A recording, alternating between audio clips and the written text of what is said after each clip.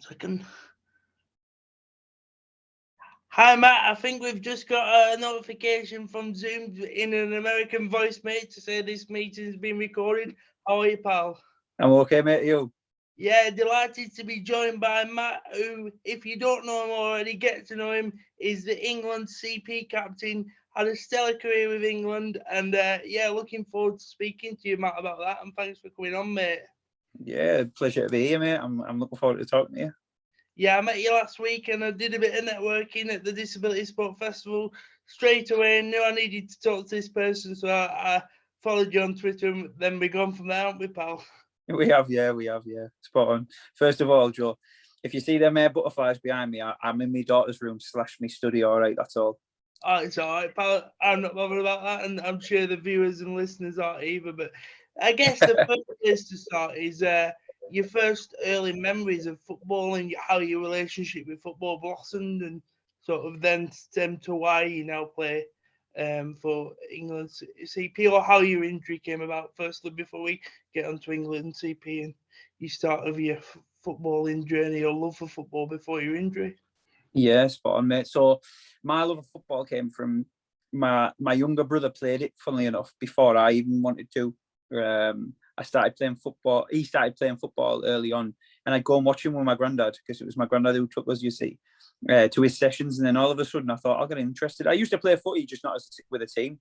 Yeah. So anyway, he got into a team, Hartburn Juniors, and then I got into Stockton West End, round near our way, and then from there it just blossomed, really. We were got on. My granddad took us everywhere, home and away, all the games and stuff, and he took us to all the.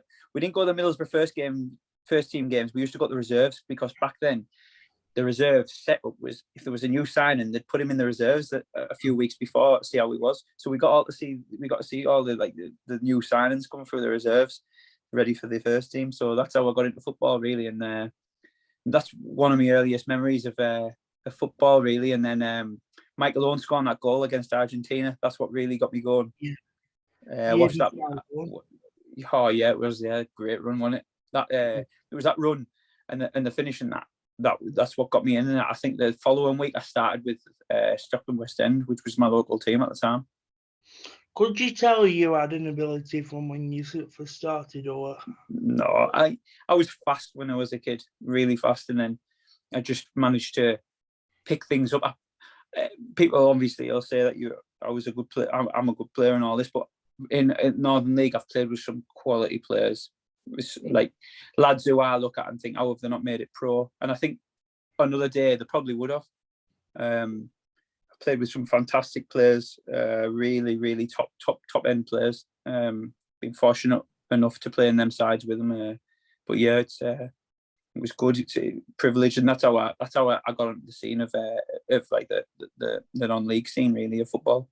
Yeah, I read about your blossoming non-league career, which you so thankfully have managed to be able to continue. Can you talk a bit about that and sort of the lead up and the aftermath and what happened with your injury to lead you to playing for England? Yeah, so basically, I just played like I said, just non-league. Played at a high level with Marske. I was playing at Northern League division. I think it was Division 1 at the time. We were doing well. We'd all been signed. All these fresh players had all been signed. Obviously, it was an up and coming sort of team. And chairman was brilliant. The fans were brilliant, and all the lads were class.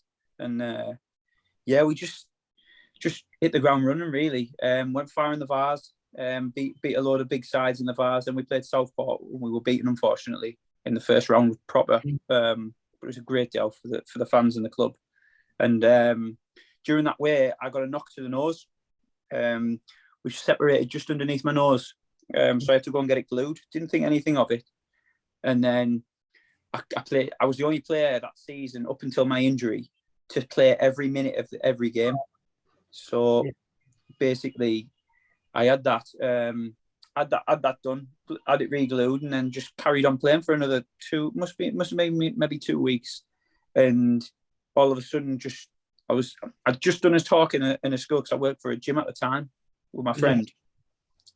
And I'd just done a talk in a college, about how playing football and having an active lifestyle stops you getting helps prevent diabetes, stroke, heart attack, obesity, and things like that. And I just remember my left side going all numb, and that was it. Yeah, just completely numb. Easiest way to describe it is when people ask us, when you if you lay on your side sort of thing, and it goes numb after a while. That's the best way. If and obviously, speaking of like if your listeners are want to understand it, sort of when your arm goes dead, it was exactly like that exact feeling. And then sort of like the room started closing in on me, and I was just in and out from them. And I woke up in intensive care. I think it was an evening. The operation that I'd done had only been performed once before me. Wow. In the UK, so it was a sort of like a groundbreaking thing for him. And from there, just 6 days in hospital. Learn to do all the basics again, and then obviously the rest is history, really. Can you talk a bit about that road to recovery? Because from reading up on yourself in preparation to this interview, you wanted to get out there straight away and get up and sort of like face this challenge head on almost immediately after it happened, from when you sort of begun to understand it, which is what I found quite positive, really, turning a very negative experience on the surface into a positive one. Yeah, exactly, mate. That's it. But I would say as soon as it happened to me, I knew straight away. I spoke with the heart doctor, everything was fine. I spoke with the head doctor, everything was fine. He just wanted to know where the clot came from. Mm-hmm. All my body was absolutely fine. They were just shocked that they still don't know where it came from. So that's a worrying thing, and it's a blessing as well at the same time. So, it's sort of, as soon as I was in hospital, I knew I wanted to, if I could walk, I'd be able to run. And I thought, if I can run, I'll be all right. I can try and play football. And at first I was told I'll never play again. And then that was like on my first night, or second night in hospital, out of intensive care. And then the fourth or fifth night, he mentioned to me that you're fine, absolutely fine to play back. Just watch what you're doing. I should take it easy at first, and then obviously from me getting out of hospital to probably doing, I'd say a month after getting out of hospital, I was walking around. I was trying to do some like light jogging sort of thing, just to try and kickstart myself, because I knew that if I didn't kickstart myself, I would never have got going again. So just kickstarted myself by doing just little jogs in my mum's road where I lived at the time. Little shuttle runs, just very light. And then from that, England, obviously the England sort of setup, managed to get in touch with my chairman at Marske at the time, Peter Collinson, and then they passed my details, really, and obviously my England career went from there. Were your family surprised at how you adapted to this challenge? So not seamlessly, because obviously it can never be a seamless thing, experiencing something as serious as that. Or is that, would they say that that's just always, or would you say that that's always just been part of your nature to just continually strive towards things? Yeah, I think it's the way I was brought up. Obviously, my dad's always shrugged me off and told me to get on with things, and sort of just always be like, always being the voice, a supporting voice. But my granddad mainly, my granddad was my number one. He's still with me by my side, in my head anyway, with everything I do. But yeah, he was the one who he'd be like, all right, that's life. Or his favourite thing was if we had a setback, well, that's life. We carry on, keep going. Yeah. And that's all he'd say. And you knew that, because I think he sort of had a confidence, and he knew, belief that he knew where I was going to go, or he had an idea of it, and he knew I'd get there. So it was just sort of like a fail-safe for him. He was just happy to see it working, and if it didn't work, he was always going to be there for me anyway. Belief is a powerful thing, isn't it? Even if you don't naturally sort of believe, you can actually force yourself to believe, and then before you know it, random things start happening, like you see little milestones. Say, for example, if you woke up this morning and continually drummed into yourself, today is going to be a good day, right? I'm going to do this challenge. Before you know it, it's sort of spiraling in a positive way, and that's definitely what it's seemed to have done for you. And you've turned a negative experience into a positive one, like we discussed with England. Can you talk about how your career began with England? Yeah. Well, I mean, you'll never honestly some of the stuff that you'll come across.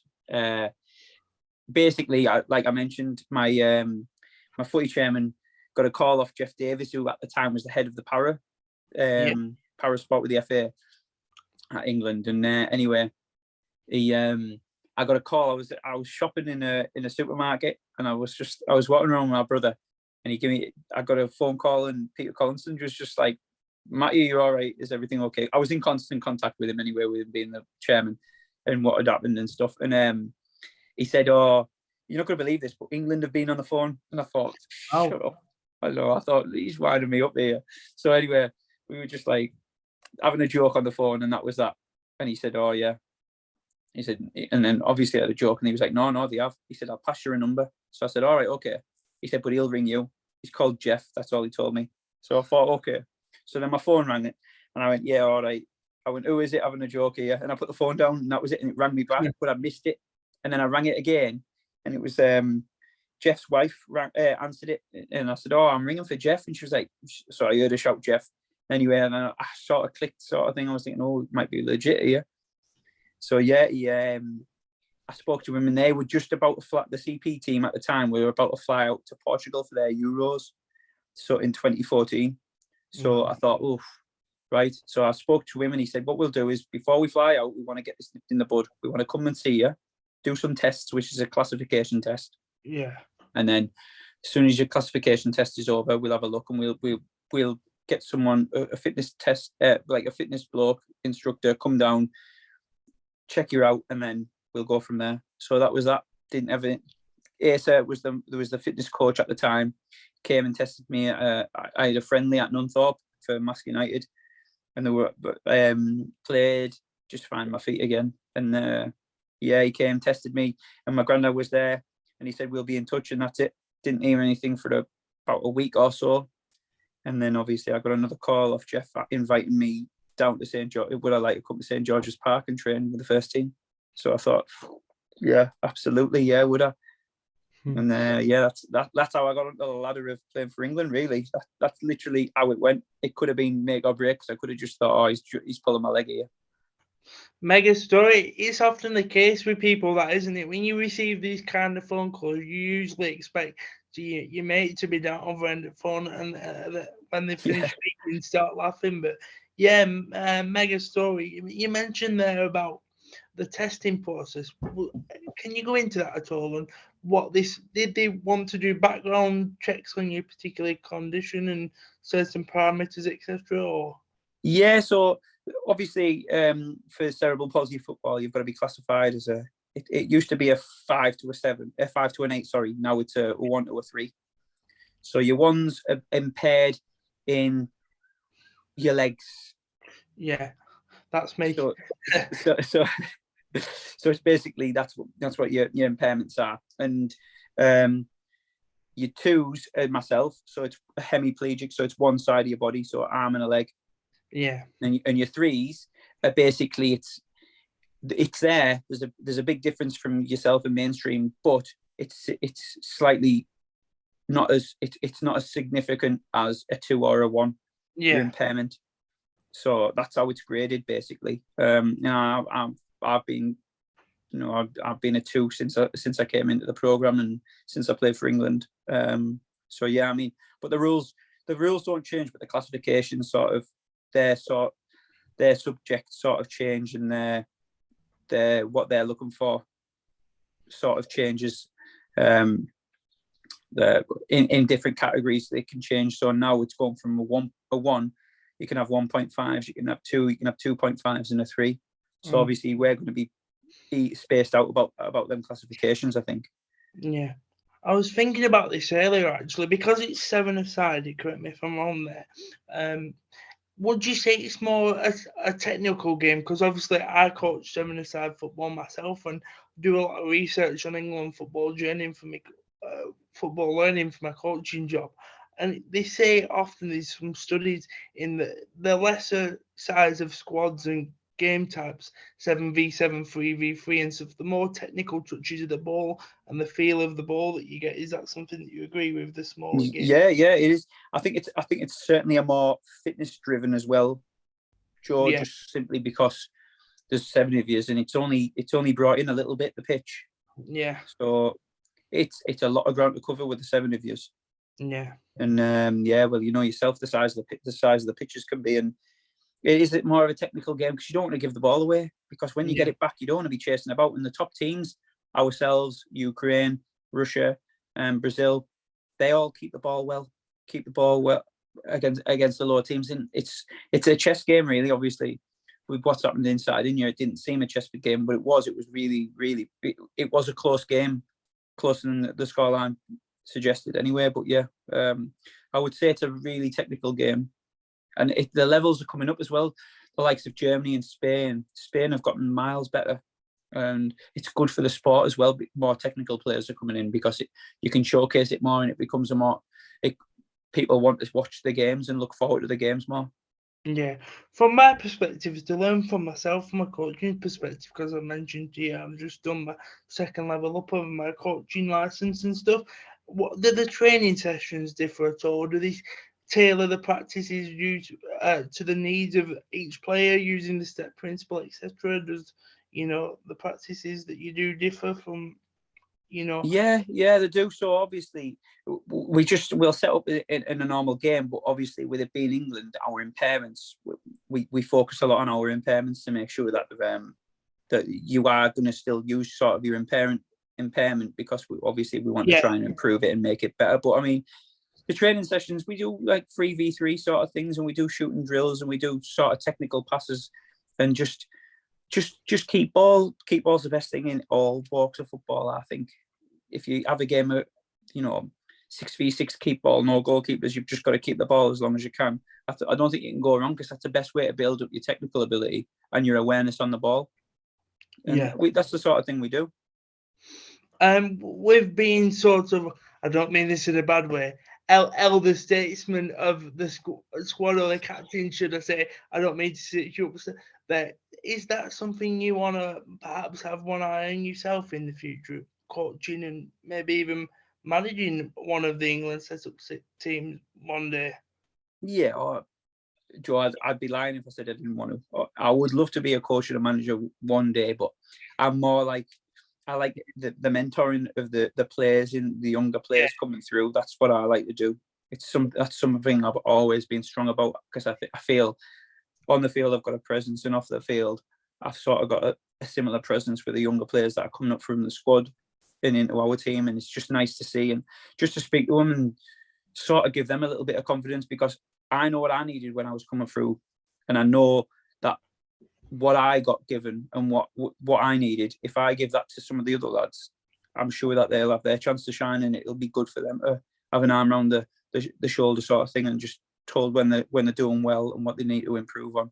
And that's the kind of role I want to go into, the player mentoring side of things. Yeah, well, that in itself is actually coaching, to be honest, because at the end of the day, coaching is just language and telling people what you might have done in that situation. And for you to pass on that level of experience is invaluable. Because I was reading an article this morning about Ashley Coleman saying he hates actually coaching defending because he wants to coach the attacking player. Well, actually, that's quite smart, because defenders can tell attackers what they don't like to deal with in that situation. And that's the same with you. You could tell the next generation of England CP players, oh, this is what I would do in this situation. These are the types of teams that you're going to come up against. It's about motivating people and building culture more than anything. I'm not the best on-pitch coach, because obviously I can't put cones down and stuff. But what I can do is motivate people, get amongst them, get the vibrant energy going. And I think that's mostly what it's about, to be fair. I don't know if you agree. Yeah, I do, massively. It doesn't matter what you can and can't do. It's more as if you've got the if you've got the minerals to speak to someone and treat them like a human being, you know, give them a bit of confidence, a player will always go that 10% further for you if he's got a bit of confidence. And I think any coach has the ability to say, "Oh yeah, you're doing fantastic there."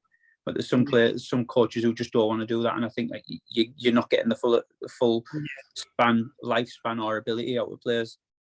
I'm really fascinated with the culture that's been, you know, instilled at England over the last decade, and my friends get a bit bored of me talking about it all the time because they think I love Gareth Southgate, and I say to them, it's not just about Gareth Southgate. It's clearly something very positive all throughout the England teams is going off at the moment, from St George's Park right the way through, and I only believe that will lead us to winning more and more tournaments over the next few generations. I believe we'll win about 3 tournaments within our lifetime. I don't want to jinx it, but can you tell us what that's like? The fact that the FA have not allowed, because that's the wrong word, but CP team do train at St George's Park and have contracts. I was reading, or training regimes to adhere to. Yeah. So I think you've hit the nail on the head. To be honest, there's been a big shuffle up with the FA and on the football side of things, and we've got some new managers, top table people in, basically, should I say, who are doing fantastic for us, like unbelievable for us. James Watkins, Catherine Gilby, to name a few, and we've got fantastic support people around them. You know, our former coach Sam Sharman, he's doing wonders now in the program, and you just look at this, all the squads across, they've all got fantastic bit. Partially sighted Steve Daly, he's their manager. He's a record holder. He's fantastic in the sport. I've met Steve. Yeah, he's a great guy. And you've got the B1s, the blinds, who are, it's remarkable what they do on the pitch. So yeah, it's in, I would say personally, it's in a fantastic place. I mean, the deaf men, they're flying out to Malaysia at the end in a couple of months. I think it might be September, October time. I think for I think it's their World Cup. So that's huge, you know. And you know, you've got the Power Chair. They've won tournaments, so they're serial winners basically. Yeah.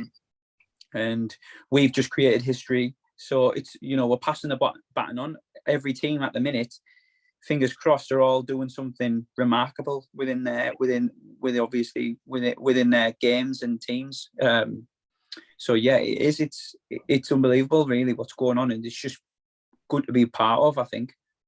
You mentioned there power chair football. I used to play power chair football back in the day, and I'm good friends with Marcus Harrison, who plays for West Bromwich Albion in England. He's an unreal player, and like you say, it's just so good to see so much increased visibility towards disability sport, particularly with the BT Disability Cup, which I saw on Twitter. Was you at that the other month in June? Yeah. I was there. I was the pundit for the cerebral palsy game. Yeah, so that was brilliant. It was it's class what they've done for us. I mean, we across all the channels, obviously England and the FA, their social media platforms, they're promoting para football, and as it's increasing, there's a lot more people getting in touch regarding cerebral palsy or just para football as a whole. And I think it's fantastic. I mean, you look at our squad. I'm biased because I'll always talk about the cerebral palsy team, but there's myself who's had a stroke, but you've had lads who, I mean, I'm the only one who's had a stroke in the squad, but there's lads in our team, Dave Porcher, Kev, we call him. He's gonna, Michael Barker. He's probably our record goal scorer if we tallied all of his goals and appearances up. He's probably got more than Harry Kane goals wise to get game ratio. Yeah, but it doesn't get mentioned, and hopefully now it will. And Dave Porcher, he's only 25, Dave Porcher, and he's got the ability and the chance to go and beat that record. And you know, Giles Moore in goal, best keeper in the world. You know, it's unbelievable. Harry Baker, he's been in the sport for years. He's only a young lad, but you'd think he was 40 the way the length of time he's been in it. But it's just because they're all within the cerebral palsy. They're all names that we all know. I came into it, and then another player called Liam Irons came into it. He's a defender. He just played Sardinia with a condition on his hip, and he played through the games. You wouldn't have noticed because he was playing. So I mean, people don't see these, or you don't hear these because they're within camps. But you look at the players we've got. We've got some fantastic players. I mean, Jaden Kenyon, he's a young lad who's just came for us, 21 years old. He's only been walking, I think, since 2014. I think he said, and it's remarkable. And he's never had the confidence regarding his CP. He's always made excuses, and now, you know, lads are walking around with the medals out because they've done something fantastic for the sport, and it's not something that you should ever. Because I've came from it from a different angle, not through the talent pathway. I've came through it from having a stroke, so I haven't seen any of their sort of the issues or the battles that they've been fighting. But when I've been in the sport, and I've noticed no one should be ashamed of any of their disabilities in the slightest, because there's always something out, and you should always be proud of yourself no matter what. And that's exactly what the lads have been like since I've got in. And I haven't seen any, you know, sort of hostility towards anything to do with parasport. Not while I've been there, not in any tournaments or anything. In times where you've thought, oh no, someone's going to say something. People are just intrigued and interested to see you and ask questions. People are just more, they're not, people always worry and they say, oh yeah, I'm not being nosy, or I'm not being sort of ignorant here. But what is it that you're playing? What is it? And then you tell them, and they're just like, people want photos, or people want you to talk to them for a while about things. And it's just, regardless of what your discipline is, there's always something that you can be proud of.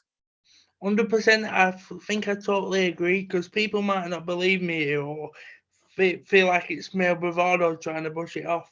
I honestly couldn't care less about like being disabled or being in a wheelchair. I probably thought about it 5 times in my whole life, but what I do care about is other people's actions, sometimes albeit unintentional, whether they think, oh, you can't get into this pub, or you can't go to this festival, or you can't, you know, get into this building to get this job, or say, for example, I have struggles getting to and from the workplace, which I told you about I think the other day when we met at the Disability Sport Festival. How important is it that we use these kind of events and showcasing events of the BT Disability Sport Cup to actually make tangible change in society and ensure that, you know, both in sport and in society as well, that we actually do positive things and it's not tokenistic. You get what I'm, yeah, it's massive. These sort of things, they need to be brought up, because it's not a taboo subject. Because if someone mentions a stroke to me, or the people are cerebral palsy, some of the other players are like, all right, we'll talk about it. No one. Definitely. It's just because people are naive, and the majority of people, 99% of the people, don't want to offend people. That's the problem. But if you speak to someone or they mention it, you're just like, fine. People just are more intrigued than anything. And I think these sort of sports, and these days with the BT and stuff, and the disability cups, I think, they're massive for promoting things like that. And I don't think anyone should be, you know, there should be never, ever, ever any sort of, oh, you can't get a job because of this or because of that, or you can't go here because of that. There's always ways we can work around it now and get ways to sort of be made accessible for everybody. Yeah. What I do believe is, like, people's voices and eyes are opening up to it a lot more these days. I've been banging on about it a lot recently, locally, to family and friends. I finally feel like I'm doing a lot more over the past few years. Not that I wasn't doing things before, but say, for example, when I was younger, my friends perhaps didn't know what was going to happen to me if they had a drink around me, or they perhaps didn't, you know, want to deal with the pressures of getting in and out of buildings or festivals. So, and now they've grown up a little bit. I'm doing a lot more things, and it just feels really good, because I'm thinking to myself, hang on a minute, I should have been doing all these things a few years ago. So yeah, it's really good that we have the, you know, open and honest conversations that we do about disability, isn't it? Yeah, absolutely, mate. Absolutely, it is. And would you, just as a couple of sign-off questions, would you what advice do you have for anyone that perhaps a bit scared to get into disability sport, or their family's a bit scared on their behalf? Go for it. Just go for it. The only disability you can have is a bad attitude. And I think if you, years ago, my missus said to me, You should start saying yes a lot more, because I was more not confident in myself about doing things, doing talks, speeches, and I learned to just start saying yes a bit more and taking that chance. It's just about taking your chance. And if there's people listening to the podcast or listening to it and they're thinking they know someone who want to get into sport or parasport or in any way, shape or form, just go for it. Absolutely go for it. There's no pressure is a privilege. That's what we go by. So, and that's what I've always thought about. And I think not to put yourself under too much pressure in the first part, but it is good to test yourself a little bit. And the better you get at something, the more willing you'll be, the more pressure you'll put on yourself, and the more you'll be daring, sort of thing. And I think just go for it. You've got nothing to lose. You're not going to be ridiculed. No one's going to go mad with you. No one's going to say anything. People just want you to take part, and that's what, obviously, look at the FA, the talent pathways that are going on the England football hub. It's just massive, and there's sports clubs now popping up everywhere, so it's all inclusive for everybody to try. And that's what I would say. Just go for it. I tell it to everybody, just go for it.